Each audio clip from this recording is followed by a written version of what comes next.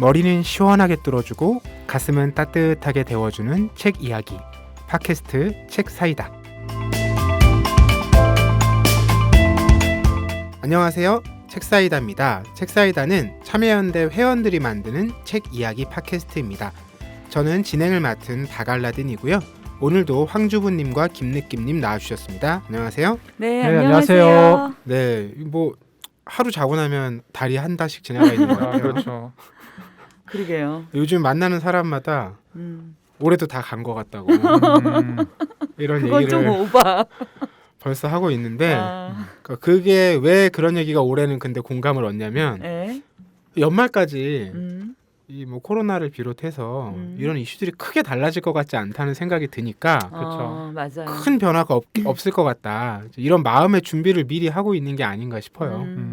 기대를 크게 가졌다가 실망하면 더 아프니까 애초에 기대치를 서로 낮춰서 위안을 삼는 뭐 이런 모습이 아닐까 싶은데 저희 지난 방송에 유튜브 댓글이 있었네요. 77회 1월 1일 나의 일기 이 편에 풀씨님께서 저는 쭉 책 사이다가 최고입니다. 뭐 이것도 뭐 올해 연말까지 변하지 않은 그런 이야기겠죠. 네. 감사합니다. 저희도 꾸준히 최고가 되도록 최고의 자리를 유지하도록 노력해 볼 텐데요. 그렇게 한 달 한 달 휙휙 지나가고 있는데 어떻게 두 분 정신 안 놓치고 잘 살고 계십니까? 그냥 뭐 살던 대로 살다 보니까 1월이 지나갔어요. 그리고 이제 오면서 박알라딘님이 또 그런 얘기를 하시겠군. 12분의 1이 없어졌다. 김느끼님 요즘 좀 더 바빠지지 않으셨을까요? 요즘 사람들이 네. 비트코인에 대해서 다시 막 관심이 높아지고 하던데. 그렇죠. 정신 없어요.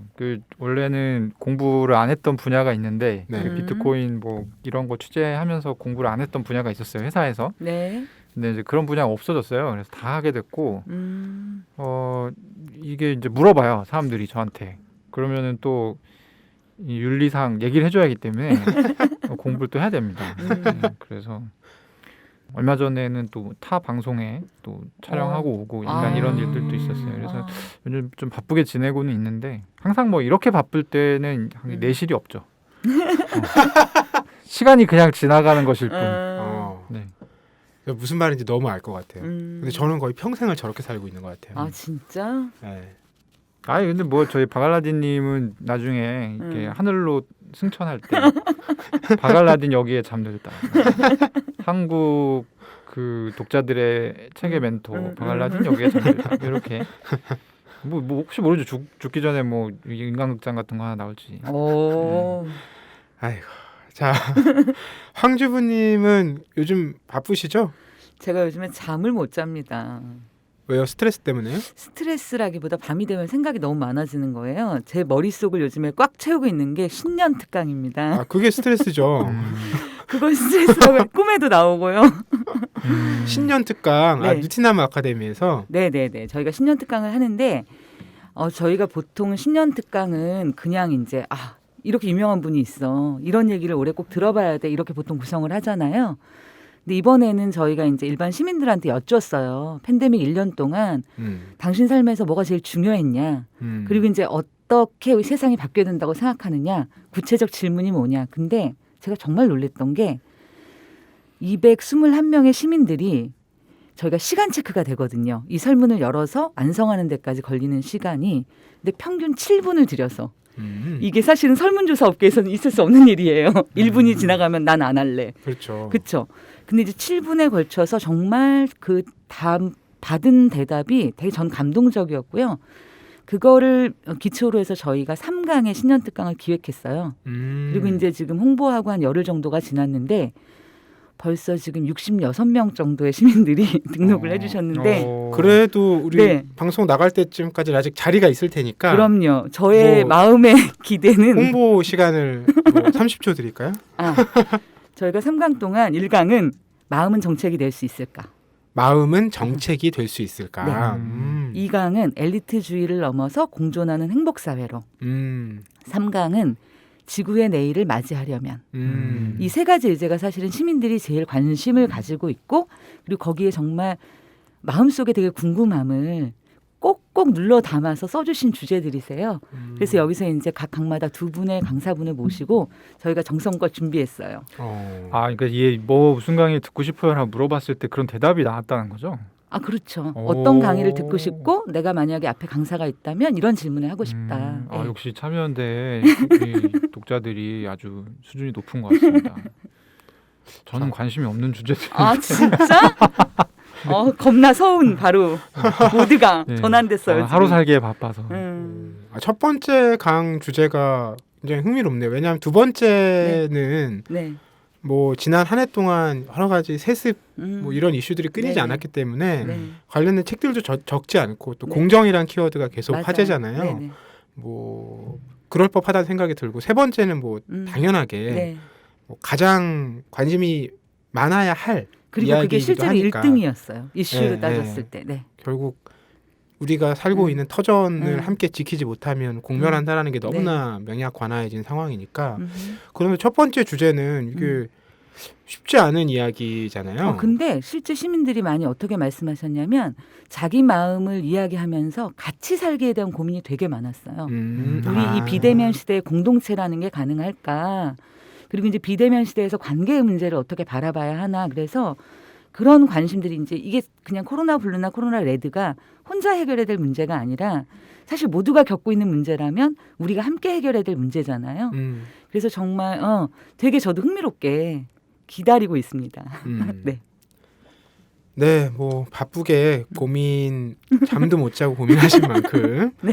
많은 분들의 성원이 이어지기를 기대를 하고요. 저희 그럼 근황 토크는 이쯤에서 마무리하고 주제책으로 넘어가 보겠습니다.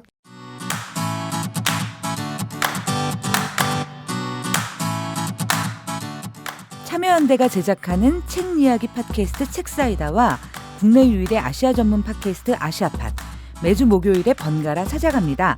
정부 지원금 없이 회원의 회비로 운영되는 참여연대입니다. 청취자 여러분, 참여연대 회원이 되어주세요.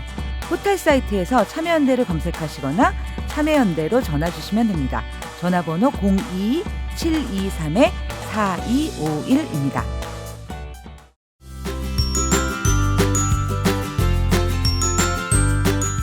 네, 황주부님의 목소리로 참여연대 회원 가입 광고 듣고 오셨는데요.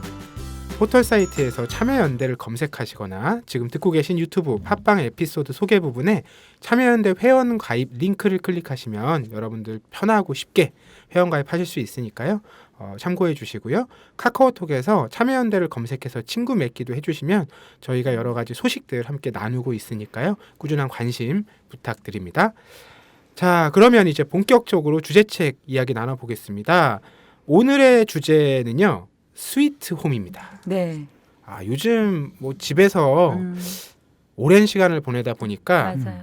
이 스위트 홈에 대한 어떤 뭐랄까요, 욕망 네. 이런 건 예전하고 조금 다른 방식으로 그렇죠. 펼쳐지고 있는 게 아닌가 이런 생각도 드는데 실제로 지난 한 해 그 출판계에서 통계를 봐도요. 네. 인테리어, 네. 식물, 어. 그 다음에 정리 수납 이런 책들의 판매량이 꽤 올랐어요. 집에서 시간을 많이 보내다 보니까 맞아요. 기존에는 뭐 한국에서 도시 생활이라는 게 대부분 집이 뭐 여관이나 호텔과 다를 바가 없잖아요.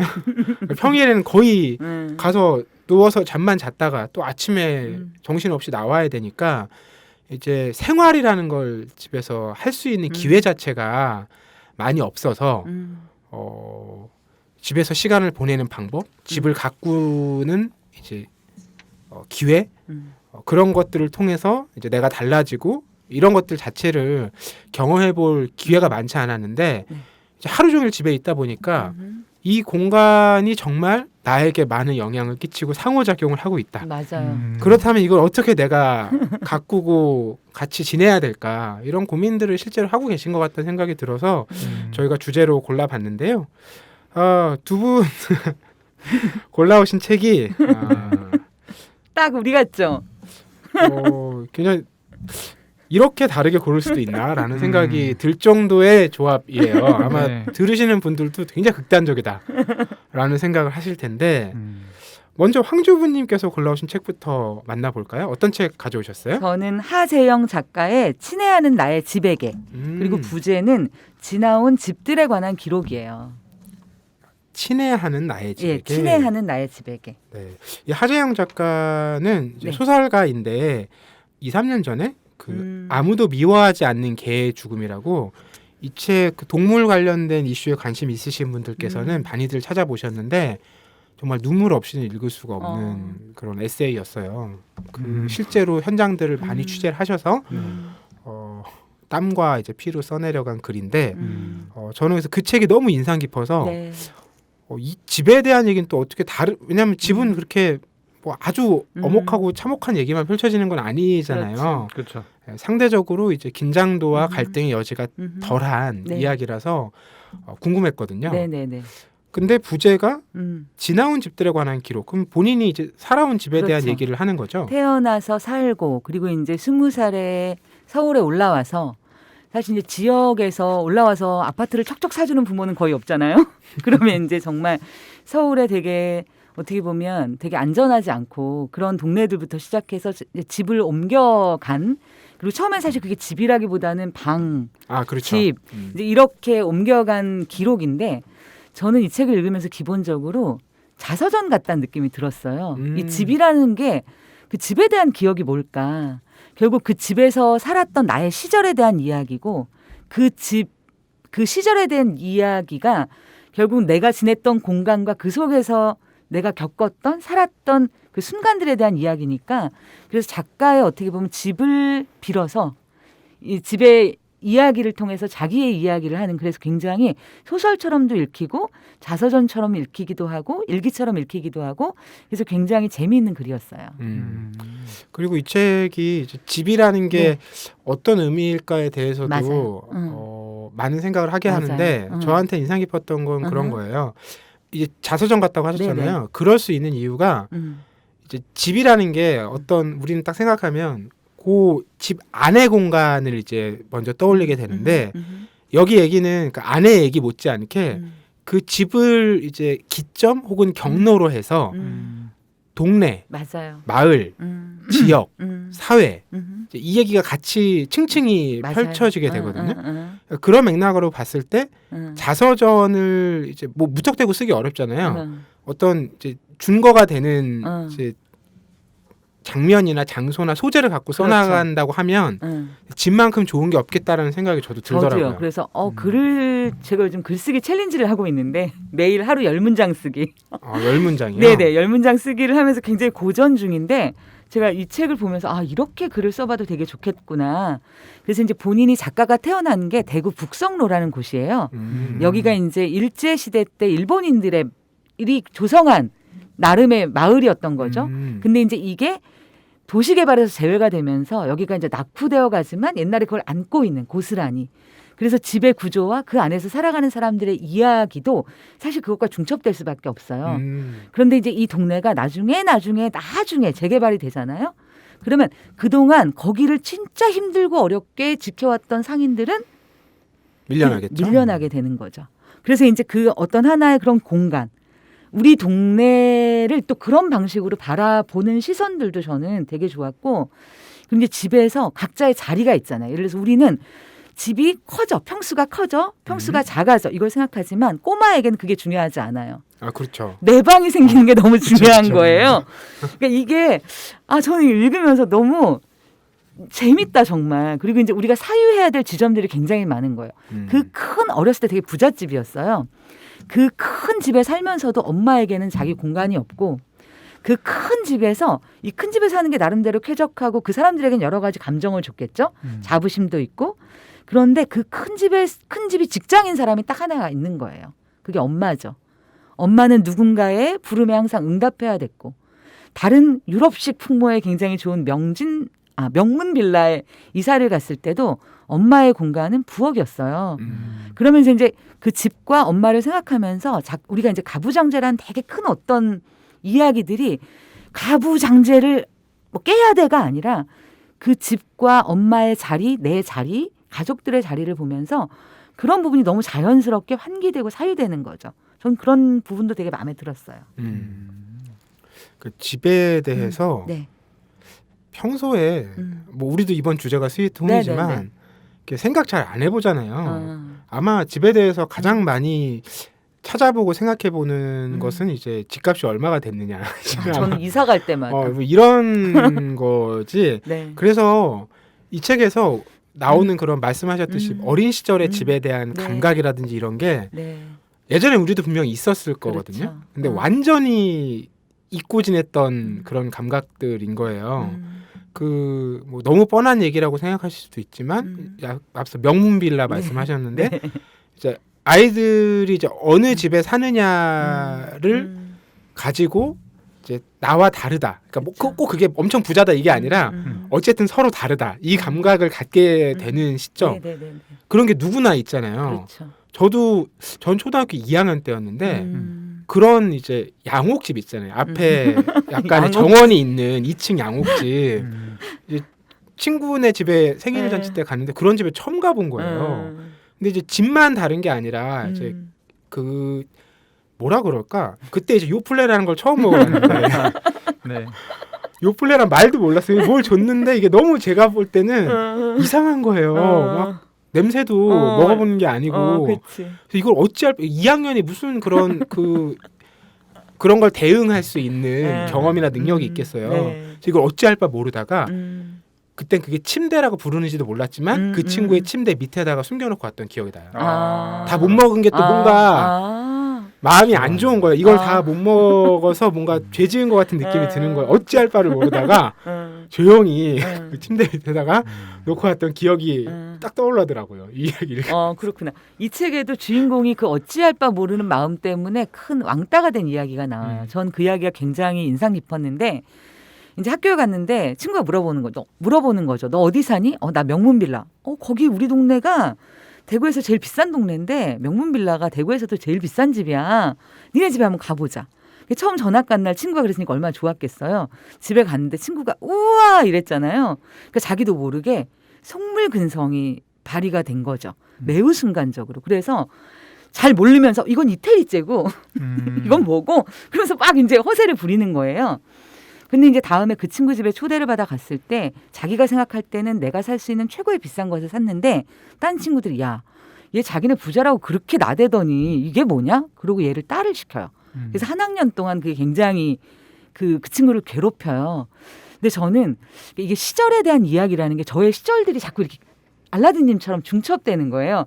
어렸을 때 내가 정말 잘난 척하고 싶어서 막 이렇게 나댔던 그런 시절이 떠오르기도 하고 저도 예전에 고등학교 때 이제 집이 망했어요. 그래서 이제 기숙사 있는 학교에 있다가 집에 갔는데 엄마가 주소를 준 거예요. 집 이사를 갔으니 찾아오도록 하여라. 그래서 이제 주소를 가지고 그 당시에는 무슨 앱이 있겠어요. 뭐가 있겠어요. 그래서 무슨 양정 소방서 뒤에 무슨 골목에 어쩌고 저쩌고 해가지고 그거를 겨우겨우 물어서 찾아갔는데 내 집을 내가 찾아가는 거잖아요. 낯선 동네의 집을. 그리고 이제 집을 딱 열었는데 오른편에 화장실이 있는 거예요. 야외에. 근데 그게 내가 어렸을 때 사글세 방에 우리 집이 이렇게 문간방이라 그러죠. 그런데 살 때는 그게 자연스러웠지만 한동안 자연스럽지 않았던 그 푸세식 화장실이 딱 들어가자마자 보였을 때 그때 딱 느낌이 있어요. 그러니까 이제 그 집에 대한 감각이라는 게 나의 시절이 나의 이게 어떻게 바뀌겠구나 이런 느낌들 있잖아요. 여기서는 마치 동네 풍경이 그걸 암시해 주는 거예요. 언덕배기를 막 올라가서 그 집을 보러 갔을 때 그 풍경이 암시해 주는 나의 삶의 모습 이런 것들이 저는 막 겹치면서 저의 진짜 시절들이 그러니까 페이지가 막 열리면서 막 이렇게 막 소환되는 느낌 있잖아요. 그런 느낌이 들었어요. 김느끼님이 이런 옛날 집 얘기 들으시면 뭐 딱 떠오르는 대목이나 장면이 있으세요? 아무런 감흥이 없습니다. 그럴 것 같아서 물어봤어요. 왜냐면 Sorry. 저는 이 책을 잠깐 보긴 봤는데 네. 약간 좀 부럽다는 생각이 들었어요. 어떤 면에서요? 어떻게 이거를 이렇게 썼지? 라는 생각이 들었어요. 그러니까 어떤 부분이냐면 가령 저는 적응을 되게 잘하는 편이거든요. 어딜 가나 약간 저는 약간 문어 같은 그런 좀 습성이 있어서 그냥 만약에 집이 별로다 그러면 그냥 되게 금방 적응합니다 거기. 그냥 그 안에 딱 묻혀버리는 그렇죠. 거예요. 네, 근데 이제 이 사람은 뭔가 나는 본투비 약간 어떤 형태의 집에서 살았어야 되는 사람인 것처럼 말을 해요. 그래서 이제 그게 좀 생경했고 저가 이제 중학교 고등학교 때 있었던 지역이 소셜 믹스라고 할 건 아닌데 묘한 소셜 믹스였어요. 저 여기 참여연대가 있는 효자동에서 컸는데 네. 학교는 청운중학교하고 경복고등학교를 나왔거든요. 청운중학교까지는 괜찮은데 경복고에 가면 거기는 이제 소셜 믹스의 느낌이 좀 있습니다. 왜냐하면 그때만 해도 서촌 이 동네에 못 사는 애들이었어요. 에이. 특히 이제 청운동 이런 쪽은 청운 아파트가 되게 오래된 아파트여서 그러니까 그쪽은 부유하지 않은 친구들. 그리고 이제 반대편에는 저기 세건점 부암동, 건너에서 세검점, 부암동, 구기동, 평창동 뭐 이런. 그래서 이제 저희 학년에 저희 반에 종이나라라고 아세요? 알죠. 색종이 파는 회사 있잖아요. 네. 그 집 아들내미가 있었어요. 그 친구하고 막 책받침으로 막 제가 막 책받침 그런 거 잘했거든요. 책받침으로 골대 만들어가지고 막 이렇게 축구하는 거 톡톡톡 해가지고 하는 게 있어요. 옛날에 막 그 많이 하고 놀았는데 그거 하면 너무 재밌다는 거예요. 이게 진짜 드라마 같은 상황이지. 걔네 집에 가면 색종이가 정말 많을 텐데 당연히 좀 장난감도 많겠지. 좋은 것도. 근데 이런 걸 못 놀아본 거지 얘가. 그래가지고 재밌게 놀았던 기억이 나고 그런 것들이 약간 소셜 믹스죠. 거기서도 그리고 이제 저희 때가 한참 아이돌 그룹이 많이 생길 때였거든요. 그럼 가면은 학교 연예인들이 있어요. 이제 갓 연예인이 된 친구들.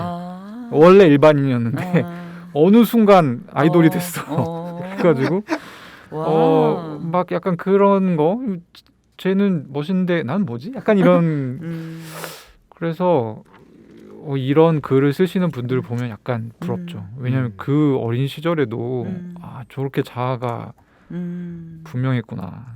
저는 그냥 그때는 뭐가 옳은지도 모르고 내가 뭘 좋아하는지도 모르고 약간 그렇게 살았던 것 같아요. 저는 이 책 고르셨다는 네. 소식을 듣고 나서 떠올랐던 책이 네. 최초의 집이라는 책이 있어요. 그 책은 한 사람이 쓴 건 아니고 이제 한 사람이 여러 사람의 얘기를 이제 들어서 쓴 책인데 거기에 나오는 분들이 다 자기가 살았던 첫 번째 집. 그 기억을. 네. 근데 그걸 이제 얘기를 듣고 대화를 하면서 네. 대략의 이제 얼개와 구조까지 이렇게 그려내는 거거든요. 그것도 되게 집에 대한 흥미로운 접근이라는 생각이 들었어요. 저는 이 책에서 되게 104쪽에 네. 되게 재미있는 장면이 나오는데 이제 집을 고치기 시작해요. 내가 이사를 해서. 근데 이제 그 고치는 이유가 그 전까지는 그러니까 뭐냐면 아등바등이라는 단어를 너무 싫어하셨대요, 작가님이. 아등바등 그런 뭔가를 쥐어 짜내고 막 억지로 해야 되고. 근데 이제 어느 순간 그 내가 아등바등이라는 걸 싫어하는 게 어떻게 보면 나의 삶을 유지하기 위해서 내 주변의 사람들이 아등바등 나를 바쳤어야 되는 건 아닐까? 내가 글을 쓰고 내가 이제 내가 원하는 삶을 살기 위해서. 그래서 뭔가 이 집에 이사하면서 뭔가 해보고 싶다는 생각을 하고 집을 고치게 돼요. 그리고 이제 집을 고치면서 이곳에서 보내는 나의 시간을 바꾸었으면 좋겠다라고 생각을 하시고 그러면서 실제로 좀 삶을 좀 바꾸세요. 그 전까지는 그냥 내 글을 쓰는 게 목표였다면 어쨌든 내 힘으로 살아가는 것. 글을 쓰더라도. 그러면서 이제 뭔가 집이라는 그냥 공간 자체가 아니라 집과 나의 관계 속에서 일어나는 일들이 있는 것 같아요. 그리고 이제 이게 굉장히 그 공간이 주는 힘이 되게 강력하잖아요. 사실 어떤 공간 가서 그 공간을 보면 그 사람을 알 것 같기도 하잖아요. 성격도 알 것 같고 뭐도 알 것 같고. 그래서 이제 이 분의 그런 서사들이 그래서 진짜 자서전처럼 읽혔나 봐요. 성장기처럼 읽히기도 했어요. 저는. 나는 이런 게 되게 멋있어 보인대. 뭐가요? 저는 만약에 저런 생각을 하잖아요. 안 써요 글로. 근데 이분은 쓰잖아요. 일단 그게 이분이 대단한 점이라고 느껴요. 나는 못 쓰거든. 이유가 뭘까요? 왜 못 쓰세요? 에? 그거는 약간 뭐랄까 내적 갈등이 있어요. 이런 말을 이 글을 해도 될까요? 쓰는 이유는 보여주기 위함이다. 그래서 이제 이분이 그러니까 그런 게 있어요. 훨씬 표현력이 좋아요. 저보다. 읽어보니까 확실히 그건 알겠는 게 뭔가 여기서 이렇게 연결하고 표현력으로 이렇게 해서 잘 이렇게 정말 눈앞에 생생하게 그려지게 말하는 거 굉장히 잘하시는데 약간 읽으면서 처음에는 되게 부럽다. 음. 왜냐하면 아니 이게 사실 책을 누구나 이렇게 쓰고 싶은데 사실 저가 생각하는 책의 목록이 나는 이런 책을 쓰고 싶다 이게 있었거든요. 이런 종류의 책은 없거든요. 근데 이게 나는 생각해 보지 못했던 글쓰기인데 그런 걸 할 수 있다는 점에서 부러웠습니다. 저는 뭐 제 지나온 집들을 떠올려 봤어요. 네. 지금 너무 한 곳에서 오래 살고 아니, 근데 계시잖아요. 뭐 집이 뭐 이렇게 특별한 뭐가 있으셨어요? 어렸을 때 집들을 떠올려 봤죠. 근데 음. 지금 사는 집은 이제 음. 좀 전에 황주부님께서 말씀하셨듯이 이제 그 집이 모습이 그 사람의 어떤 삶하고도 밀접한 연관이 있다라고 음. 하면 지금 저희 집은 이제 정리 불가의 상황에 와 있다는 점에서 제 삶과 참 맞닿아 있다는 생각이 들고 그래서 저도 작년에 좀 집을 한번 정말 옮겨볼까 바꿔볼까라는 마음을 이렇게 품었는데 뭐 좀 저렇게 사이트도 몇 군데 가보고 뭐 두세 군데는 직접 집을 가보기도 하고 했는데 옮겨볼까가 인테리어를 말하는 거예요? 아니요. 이사. 네, 네. 지역도 바꾸고 이제 집의 거주 형태도 바꾸고 네. 그런데 그 집 옮긴다는 게 일단 책이 리스크가 맞아요. 어마어마한 일이라는 생각. 이거 직감적으로 그냥 알았어요. 그 집을 한 두세 군데 가서 구경하면서 야 이건 견적이 안 나온다. 내가 여기다가 지금 에너지를 이렇게 이거 내 집이라는 큰 환경을 바꿔보려는 시도는 그래 유효하고 의미 있고 이건 해볼 만한 일이라는 건 분명. 여기까지는 오케이. 근데 그걸 실행하는데 감당해야 될 것, 고려해야 될 것이 이거는 말처럼 그냥 이사 간다 이걸로 끝나는 문제가 아니다. 이런 직감적으로 온 거예요. 왜냐하면 제가 가서 본 집이 대부분 누가 살고 있는 집이 아니었어요. 제가 이제 일반 주택, 뭐 요즘에 뭐 이런 타운하우스라고도 하고 뭐 전원주택이라고 부르는 이제 그런 이제 뭐 파주나 일산 외곽에 이런 데 있는 그런 이제 주거 형태를 생각해봤었거든요. 아파트는 오래 살아봤으니까. 네. 근데 거기 이제 뭐 신축을 주로 가서 봤는데 일단 동네도 그러니까 제가 되게 난이도가 높은 또 꿈을 꾼 거예요. 그렇지. 동네도 안정돼 그게 있지 문제였던 않죠? 거죠. 그리고 이제 집도 뭐가 상상이 잘 안 되는 집인 거예요. 그리고 신축이니까 뭐가 아무것도 없으니까 더 상상이 안 되는 거예요. 이거를 다 뭔가를 내가 만들어내야 된다고 생각하니까 휴. 휴. 그래서 하반기부터는 거의 의욕을 잃고 그냥 뭐 살던 대로 살고 있는 듯한 느낌이네요. 뭐 조언 좀 해주세요. 워낙 이사 많이 다니시고 집도 많이 제가 구해보셨잖아요. 카운트를 해보니까 거의 2년에 한 번 꼴로는 계속 이사를 다닌 것 같아요. 어떤 때는 쫓겨나기도 했고 그리고 이제 어떤 때는 좀 더 적극적으로 알아보기도 했고 근데 저는 요즘 새로 보이는 게 동네가 보여요. 이번에 집을 얻을 때 전에 사실 저는 기준이 하나밖에 없었거든요. 취향. 그리고 이제 남편의 취향에 맞춰서 이사를 다녔는데 지금은 이 동네에 살고 싶다는 생각이 너무 강력한 거예요. 이 동네에서 내가 누리는 소소한 기쁨들을 포기하기가 싫어서 그래서 옛날에는 그냥 집이라는 곳에 동네가 포함되어 있지 않았다면 지금은 어쨌든 전세지만 내가 사는 내 집이 마음에 들고 그리고 나와 남편이 사는 우리 동네가 마음에 들었으면 좋겠다는 생각이 들어서 조금은 달라진 것 같고요. 그 두 개가 되게 중요한 것 같아요. 네. 조언 감사드립니다. 네. 뭐 도움은 안 됐겠지만. 네. 자, 황주부님께서는 네. 스위트홈이라는 주제에 친애하는 나의 집에게라는 책을 가져오셨고요. 이 친애하는 나의 집에게가 어떤 맥락에서 좀 주제를 들었을 때 예측 가능한 선택이었다면 김느낌님의 선택은 이 주제에서 이 제목이?라는 느낌을 딱 받으실 텐데 어떻게 연결지어 주실지 기대가 됩니다. 아니 저는 사실 이 스위트홈이라는 주제를 제가 제안했잖아요. 네. 이거 소개하려고 제안한 거예요. 리얼리? 네. 큰 그림. 난 느낌님의 큰 그림은 정말 예상이 안 될 때가 너무 많아요. 제가 가져온 책은 정치적 부족주의라는 책입니다. 부제는 집단 본능은 어떻게 국가의 운명을 좌우하는가. 부제는 좀 잘못 뽑은 것 같아요. 이게 명징하지 않아. 스위트홈이라는 그 넷플릭스에 있는 드라마가 있는데요. 화제작이죠. 네, 화제작인데 저도 봤고 많이 아마 보셨을 거예요. 거기 나오는 집이 결코 스윗하지 않거든요. 되게 어떻게 보면 빡센 환경인데 물론 그 안에도 스윗함이 있죠. 그래서 이제 제목이 아마 스윗홈일 텐데 저는 페이스북을 자주 하는 편인데 페이스북을 하면 이렇게 친구들이 많이 싸웁니다. 네. 친구들이 아니라 뭐 지인들끼리도 많이 네. 싸우고. 그래서 어떻게 하면 왜 이렇게 사람들이 싸울까? 사이좋게 지내면 좋을 텐데. 근데 이제 막 이렇게 유심히 보다가 알게 됐어요. 아, 이 싸움은 그만두게 할 수 없겠다. 그러니까 보통 사람들이 자기와의 다른 사람이 싸우면 정치적인 성향이 달라서 싸운다고 생각하거든요. 그리고 이제 상대방은 개소리를 하고 있고 나는 내가 맞는 얘기를 하고 있다. 이렇게 생각을 하는데 오늘 가져온 정치적 부족주의는 사실 부족이 달라서 싸우는 거다. 그리고 어떤 것이 맞는다는 정답은 없다. 그 이게 뭐랄까 우리가 암암리에 그 공유하고 있던 네. 어떤 현대 민주주의의 근간을 그렇죠.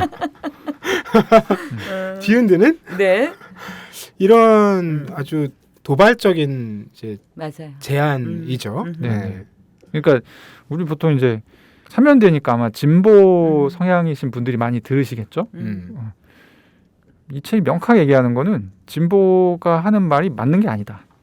그냥 비슷한 사람들끼리 모여서 비슷한 얘기를 주고받고 있을 뿐. 그들은 계속 그런 얘기를 할 수밖에 없고. 그리고 막 보수들이 막 뭔가 이상한 얘기를 한다고 느낄 텐데 그 사람들은 입장에서 보면 전혀 이상한 얘기가 아니다. 라는 얘기를 이제 이 책이 하고 있고요. 미국에서 사시는 분이고 이분이 이제 약간 유명한 필자예요. 네. 타이거맘이라는 책을 아마 한 번 정도 들어보셨을 네. 법한데 그 책을 쓰신 아시아계 여성 작가고 약간 의외의 그러니까 여성 아시아계 여성 작가라는 걸 감안했을 때 의외의 서술들이 좀 나와서 저는 책이 읽는 동안 굉장히 재밌었고 아마 제가 이 책을 작년에 읽었으면 올해 책 중에 하나로 추천했을 법한 그런 책입니다. 근데 이제 그 제목하고 뭐 김느끼님 말씀해주신 큰 틀의 맥락을 들으면 짐작은 돼요. 네. 정치적 부족주의라는 게 네. 대략 이제 어떤 그림일 것이다. 근데 이제 그런 그림을 갖고 차례를 보면 차례는 또 막상 이제 개별 국가와 이제 여러 가지 그 네. 국제 이슈가 되었던 네. 이런 이야기들이 나오잖아요. 베트남, 네, 아프가니스탄, 이라크, 베네수엘라 이런 얘기들이 나오는데 이게 어떻게 연결되는 지점인지가 좀 궁금할 것 같아요. 그러니까 뭐 진보 보수니 뭐니 어쨌든 우리가 다 비슷비슷한 사람들끼리 성향이 비슷한 사람들끼리 모여서 같은 생각을 얘기를 하는데 이제 그것에 어떤 정당성을 부여하기 위해 여러 가지 정치적인 이유나 그렇죠, 맥락도 그렇죠. 만들어내고 뭐 이러는 상황들은 그림이 그려지잖아요. 근데 네네. 이제 이분이 구체적으로 제시한 이런 나라나 현장의 얘기들하고 이것들이 어떻게 얽혀 있는 것인지. 이 가령 이제 나오는 것들이 베트남 같은 경우 네. 베트남은 문제가 뭐였냐면 옛날에 이제 베트남 전쟁 이전에 문제가 뭐였냐면 아주 소수 0.몇% 정도의 1%의 화교가 화교가 거의 모든 경제력을 다 장악하고 있는 게 문제였어요. 근데 미국은 이걸 몰랐다는 거지. 그러니까 사실 어떤 얘기냐면요. 그러니까 미국의 정체성 우리가 그렇잖아요. 여기에 흑인이든 백인이든 그래서 아시안이든 여기엔 그런 건 없다. 우리는 하나의 미국이다. 우리가 이제 미국이 계속 강조하는 게 그런 거잖아요. 네. 이게 이제 어떻게 보면 슈퍼 집단으로서 자기를 정체하던 미국이었다는 거예요. 그럼 가면 예를 들어서 내가 베트남을 구해주면 우리 베트남을 공산주의에서 구해주셨군요 라고 감사했을 텐데 실제 이들의 정체성은 그런 거랑은 전혀 상관이 없었다는 거예요. 민주주의 이런 게 아니라 우리는 베트남 민족이고 1000년 동안 중국에게 시달려왔고 지금도 경제적으로 굉장히 이렇게 시달리고 있는데 니네 미국은 와서 걔네들 편을 들어준 것밖에 아니야. 이 상황을 이해를 못하는 거고 마찬가지로 아프가니스탄에서 가도 야 니네 힘들었지? 우리가 다 구해줄게. 소용없다라는 거야. 우리는 파슈툰이고 이게 나의 정체성인데 너네들은 우리를 압제하러 왔어. 그러니까 사실 미국이 가진 역사성 속에서 본인들이 이제 슈퍼 집단으로서 정체성을 구사해 왔던 것들이 실제로 이제 앞부분에 나오는 베트남이나 아프가니스탄이나 이라크 같은 곳에서 왜 미국이 패배할 수밖에 없었는가. 사실 그거는 미국의 정체성, 그 역사에 있다라고 얘기하고 있어요. 그래서 또 이 저자의 네. 인종적 혹은 민족적 이제 오리지널리티라고 해야 될까요? 네. 이게 또 중요한 맥락이겠네요. 네, 그렇죠. 중국계 미국인이죠. 그쵸, 이분은. 네. 그리고 네. 어쨌든 그 사회에서 엘리트 집단의 그렇죠. 지금 오피니언 리더로서 음, 활동을 하는 사람이니까 음흠. 그런 점에서 또 화제가 되기도 했을 것 같다는 생각이 드네요. 그러니까 이제 이 작가가 추구하는 바는 메시지는 우리는 기본적으로 차이가 있다는 거예요. 차이가 있고 그 차이는 잘못된 무언가가 아니다. 그렇기 때문에 차이가 있다는 것을 받아들이고 오히려 그 차이를 통해서 서로 뭔가 어우러질 필요가 있다는 거죠. 어우러질 필요가 있다는 거고 말은 이렇게 쉽게 하지만 사실 굉장히 어려운 얘기인 그렇죠. 게 미국 같은 경우는 지금 트럼프가 당선됐다가 네. 지금 재선을 될 뻔했다가 사실은 이제 낙선을 했잖아요. 네. 근데 그 과정에서 민주당 지지자들과 공화당 지지자들 사이에 골이 굉장히 깊어졌어요. 그래서 그렇죠. 막 의사당 습격하고 이 상상할 수 없는 그쵸, 일이거든요. 맞아요. 미국 이전의 미국에서는 근데 이제 이런 일이 벌어졌는데 여전히 이제 미국의 어떤 그 지금 집권을 한 친구들, 민주당 계열 친구들은 저 이거는 굉장히 우리가 맞다라는 태도를 견지하고 있다는 거지. 그러면 실제로 니네가 맞고 트럼프는 틀렸냐? 그렇게 얘기를 할 수만 없다는 거죠. 그렇죠. 예. 그리고 이제 사실은 그 지금의 지형이라고 하는 것에서 실제 이제 미국의 부족주의가 정치적 부족주의가 어떻게 전개되어 왔는가라는 이야기들이 굉장히 설득력 있게 전개돼요. 예전에는 어쨌든 우리가 와스프라 그러나요? 백인, 기독교, 남성 이런 사람들이 사실은 지배하던 사회에서 이제 사실 인종 문제라든가 젠더 문제라든가 지금 이제 새로운 이슈들이 굉장히 많이 나오고 그러면서 이제 좌파 쪽에서는 뭐냐면 정체성 정치. 정치적 올바름 막 이런 걸 가지고 그렇지 않은 상대편을 막 완전히 너는 같이 존재할 수 없는 미개한 사람으로 너무 만들어버리죠. 미개한 비문명인이야. 그런데 이제 실제로 여기에 너무 저는 충격적이었던 통계가 지금 이제 미국의 사회 집단 안에서 가장 계층 이동이 안 되고 있는 유일한 통계상의 그룹이 백인 노동자 그룹이에요. 이 분들은 실제로 뭐냐면 자기의 미래를 꿈꿀 수가 없고 실제 이제 자녀 때에 있어서도 내 삶이 어떻게 될 것인가에 대해서 가장 어떻게 보면 아시안이나 다른 소수 인종보다도 훨씬 자기 미래에 대한 기대치가 없는 거죠. 그런데 맨날 현실적으로 뭐냐면 백인 니네 때문이야. 너 남자지. 너 기독교지. 네가 우리를 망쳤고 네가 이 주범이야라는 이야기를 듣는 그 사람들의 분노가 지금의 사실 트럼프 현상을 불러일으켰다라는 것도 있고 또 이제 정체성의 정치라는 게 결국 하다 보면 그 정체성은 점점 쪼개질 수밖에 없잖아요. 그렇죠. 여성이란 정체성 안에서도 백인 여성과 흑인 여성의 정체성이 다르고 네네. 여기서도 뭐냐면 정규직을 가진 여자의 정체성과 비정규 노동자의 정체성이 다르고 근데 사실 그 정체성 정치의 영역에 들어가면 사실은 뭐냐면 내가 더 억압받았어. 를 서로 경쟁하면서 그렇죠. 그러니까 이것이 필연적이라는 거예요. 지금 미국이 갈갈이 찢겨진 이유는 사실은 이런 현상들이 지금 그래서 그 슈퍼 집단으로서의 미국이 사라지고 어떻게 보면 트럼프는 사실 그거를 부채질했지만 그 미국이 잘라지는 거로 그러면서 말은 뭐라 그러냐 위대한 미국 예전에 뭐가 숨쉬는 미국 근데 이런 지금의 어떤 미국 정치의 상황만이 아니라 우리 정치의 상황을 봤을 때도 굉장히 유의미하게 읽을 수 있는 대목들이 많더라고요. 트럼프만 그런 게 아니라 민주당 계열에서도 맞아요. 그러니까 마찬가지로 똑같이 이제 정체성 정치를 이용해서 사실은 갈라치게 하는 그러니까 시민들을 서로 싸우게 하는 약간 이런 정치들이 지금 굉장히 횡행하고 있고 한국에서도 보면 이제 그런 식의 정치들 그러니까 지지자를 규합하고 그러니까 우리 편이 아닌 다른 편이 하는 말은 배척하고 강하게 막 때리고 이렇게 되는 그런 현상들이 너무 많이 보이고 있다라고 해서 사실 이제 이 책을 읽으면서 너무 뭔가 그러니까 사실 되게 공감할 거예요. 많은 사람들이. 맞아요. 왜냐면 내가 하고 싶었던 얘기를 작가가 해줘. 그렇지. 아주 스무스하게 세계 각 나라의 막 얘기를 그렇죠. 예를 들어두면서 해준단 말이에요. 그리고 약간 거침없는 화법이세요. 네. 이분의 화법 자체가. 그렇죠. 그리고 이제 제가 약간 놀랐던 부분 뭐냐면 이 사람이 물론 이 사람이 예일대 로스쿨 교수긴 해. 근데 어쨌든 아시안이고 아시안은 미국에서 차별을 당하잖아요. 저는 안 가봐서 모르지만 하여튼 당하는 걸로 알고 있어요. 그리고 이제 더군다나 여성이기 때문에 그러니까 잘 배운 교육을 잘 받은 아시안계 여성이기 때문에 그 차별이 많이 느껴졌을 거예요. 실제로 본인이 체감 많이 했을 거야. 근데 이 사람이 나중에 그 화이트래쉬 맞아요. 화이트래쉬를 설명할 때 그런 얘기를 하거든요. 그러니까 어떤 백인들은 이 말을 하는 것이 굉장히 부적절할 수 있다는 걸 알지만 어떤 백인들은 차별을 당하고 있다. 미국에서, 미국 사회에서. 그렇기 때문에 그들이 그렇게 느끼는 것도 일리가 있다는 식으로 얘기를 하거든요. 근데 사실 이제 이런 화법은 사실 이제 이런 많은 공격을 감내해야 되는 화법이죠. 아니 이런 사실. 정체성을 가진 사람한테는 듣도 보도 못하는 사실 화법이에요. 그냥 자기가 당한 얘기를 막 하고 예, 이거를 잘 포장해서 그동안 이런 사람들이 많았지 이렇게 얘기하는 사람은 전 처음 봐서 되게 신기하다라는 생각을 했고 한 번 정도는 다들 읽어보시면 좋을 것 같습니다. 근데 뭐 최근에 한국에서 특히 한국 정치판에서 벌어지는 여러 가지 상황들도 뭐 크게 다르지 않은 모습이라는 생각이 드는데 무슨 얘기냐면 여기서도 결국에는 이제 미국이라는 국가의 정체성 네. 혹은 국가의 품이라고 해야 될까요? 품이 말고 품이요, 품. 이제 결국 이런 이제 재배열 혹은 재배치되는 과정 네. 속에서 그렇게 해서 다 쪼개자는 건 아닌 거잖아요. 그렇죠.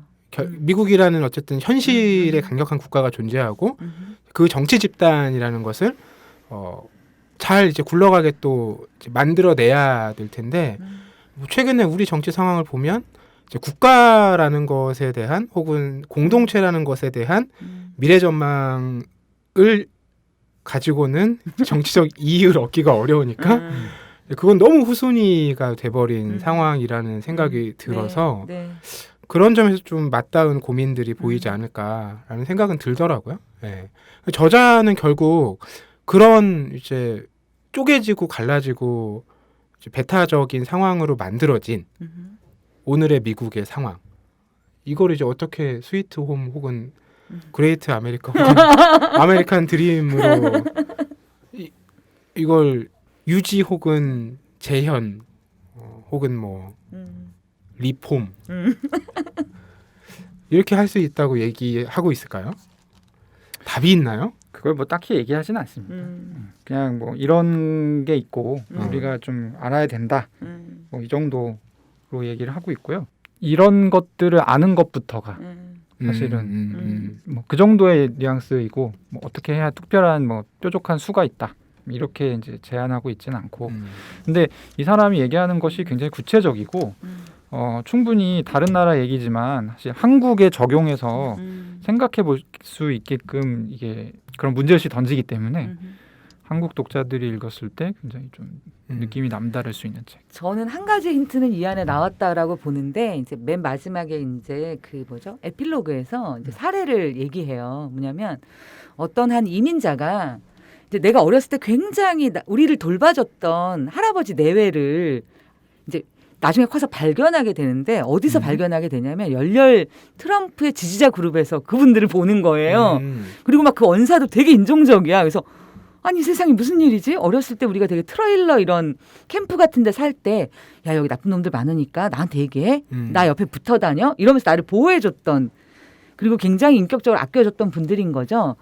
그랬을 때 이제 이 사례를 예를 들어서 어디서 말하는 것만으로도 너는 너의 정체를 의식해야 돼 막 이러면서 이제 이런 얘기를 많이 듣는데요. 지금 미국이라는 상황 속에서 뭐라고 얘기하냐면 우리가 이제 이거를 인간의 얼굴로 봤을 때와 그를 이제 뭐죠? 정체성으로서 봤을 때 되게 다른 거죠. 아, 네네네. 우리가 이제 정체화했을 때는 뭐냐면 끊임없이 수능해야 되고 내 집단의 논리에 사실은 우리를 그냥 던지게 되는데 네네.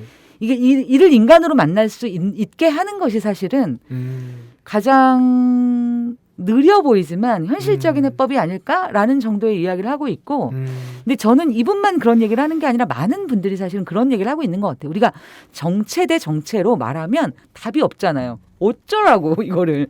그럼 그게 맞아? 그걸 인정해야 돼? 이런데 그게 아니라 결국은 뭐냐면 그 정체성에 지금 포획돼 있지만 그 안에 한 존재로 그를 만날 때 그래서 미국에서는 요새 어떤 운동이 있냐면 그런 게 있대요. 서로 정치적 입장을 말하지 않는다. 누구를 찍었는지 밝히지 않는다. 그냥 우리 동네에 살면 나이, 성별, 인종 상관없어. 같이 모여서 밥 먹자. 이런 모임들이 있대요. 저는 오죽했으면이라는 생각이 들어요. 오죽했으면. 그건 이제 사실 이제 무의미하죠. 왜냐하면 그렇게 하면 결국 알게 될 거 아니야. 그다음에 이제 총 가지고 가고. 그런 거죠. 근데 그러니까 그게 운동이라니까 참 그게 그 의미하는 바가 좀 있는 것 같아요. 이제 말씀하신 네. 대목이 되게 중요하면서도 네. 가장 핵심인데 사실 네. 그러니까 정체 대 정체가 아니라 이제 개인 대 개인 혹은 얼굴 대 얼굴로 만난다라는 게 근데 이제 그게 어려운 조건과 상황이 계속 가속화되는 거잖아요. 왜냐하면 다른 정체끼리 이제 접촉할 수 있는 면이 사회적으로 많이 더 줄어들고 맞아요. 뭐 대표적인 게 이제 어쨌든 경제적인 부의 계층은 이동도 어려울 뿐더러 그렇죠. 예전에 비해서는 서로 완전히 공간 자체가 이제 분리돼 있죠 지금. 분리되는 상황이잖아요. 이게 뭐 인종 정치적인 성향 그러니까 이제 과거에는 만나서 싸우는 일과 다투는 일이 많았는데 지금은 저는 그냥 제가 느끼기에는 다툴 일이 별로 없어요. 그냥 서로 거의 분리된 그쵸. 세계에서 뭐 어떤 부분에 대해서 뭐 의견을 나눠서 뭐 합의점을 찾아간다 이런 건 별로 없는 것 같아요. 네. 그냥 나는 정답이 여기 있고 뭐 쟤도 정답이 있으니까 이거는 결국 그냥 머릿수로 싸우는 거 외에는 없다. 뭐 이런 상황 아닐까라는 생각이 자꾸 들어요. 네. 사실 이제 이런 상황이 된 근본적인 원인은 사람들이 시간이 없는 게 문제예요. 시간이 동의해요, 없고 저는. 시간이 없기 때문에 근데 시간이 없어도 누구나 다 자기 의견을 피력하고 싶고 사회적으로 뭔가 나의 의견을 존중받고 싶은 욕구는 있거든요. 시간이 없고 그 시간이 없기 때문에 내가 나의 입장을 정하기가 어려운 거죠. 그렇게 됐을 때 이제 가장 손쉬운 방법이 괜찮아 보이는 걸 사는 거예요. 그렇죠. 이게 정치적인 어떤 대표자를 정하는 거죠. 뭐 그게 국민의힘이든 아니면 민주당이든 뭐 안철수든 아니면 문재인이든 뭐 이재명이든 하나 찍어가지고 하고 그 다음이 중요한데 그 다음에 이거 사수해야 돼. 얘가 밟히면 내가 밟히는 거예요. 그러니까 만약에 자기가 원래 잘 알았다면 지지하지 않았을 정책도 그냥 잘 모르고 그거 왜 이렇게 그렇죠. 그 사람이 하니까. 왜냐면 난 이미 선택을 했어. 난 이 물건 샀단 말이에요. 내 물건의 가치가 떨어지면 안 돼. 이것 때문에 사실 이제 정치적 부족주의가 성행하게 되는 거고, 요걸 또 정치인들이 놓치지 않죠. 그래서 자기를 더 세일즈하고, 한번 산 후에는 반품할 수 없게끔 하고, 이런 것들이 좀 이제 약간 사회적인 문제고, 근본적인 거는 사람들이 시간이 없어서 그래요. 시간이 없어서. 너무 공감 가는 얘기입니다. 네. 집이 있어야 돼요. 집도 있고 이게 뭐 자가 이런 얘기가 아니라 네. 네. 내가 편안하게 내 여유가 상태를 두고 바깥하고 좀 분리돼서 이렇게 생각을 해볼 수 있는 그런 공간과 시간이 정말 절실하다는 생각이 다시 한번 드네요. 그런 점에서 오늘 스위트홈하고 굉장히 잘 맞아떨어지는 책이었다는 생각이 듭니다. 네. 놀때홈내 참여연대 우리가 할 수 있는 것들 지금 뭐하네 놀때홈내 참여연대 아직도 회원가입하지 않고 뭐하네 놀때홈내 참여연대 우리가 할 수 있는 것들 지금 뭐하네 놀때홈내 참여연대 아직도 회원가입하지 않고 뭐하네 바로 너 바로 너 바로 너 바로 너 당신이 우리의 든든함에 0% 우리가 받는 정부 지원 0% 시위꾼 아냐 시민의 파수꾼 유엔이 인정하는 시민단체 파트너 행동하는 시민과 함께하는 권력 감시기구 참여연대 놀때홈내 참여연대 우리가 할 수 있는 것들 지금 뭐하네 놀때홈내 참여연대 아직도 회원가입하지 않고 뭐하네 놀때홈내 참여연대 우리가 할 수 있는 것들 지금 뭐하네 놀때홈내 참여연대 아직도 회원가입하지 않고 뭐하네. 저희 오늘 주제는 스위트홈이었고요. 황주부님께서는 하재영 작가의 책 친해야 하는 나의 집에게, 그리고 김느낌님께서는 에이미 추아의 책 정치적 부족주의 골라오셨는데요. 사뭇 달라 보이지만 두 권의 책을 또 함께 읽어보시면 남다른 재미를 찾아보실 수 있을 거란 생각을 해봅니다. 저희 책사이다는 이쯤에서 마무리하고요. 다음 방송으로 다시 찾아뵙겠습니다. 참여연대 회원들이 만드는 책 이야기 팟캐스트 책사이다 다시 한번 기억해 주시고요. 오늘도 감사했습니다. 고맙습니다. 네, 감사합니다.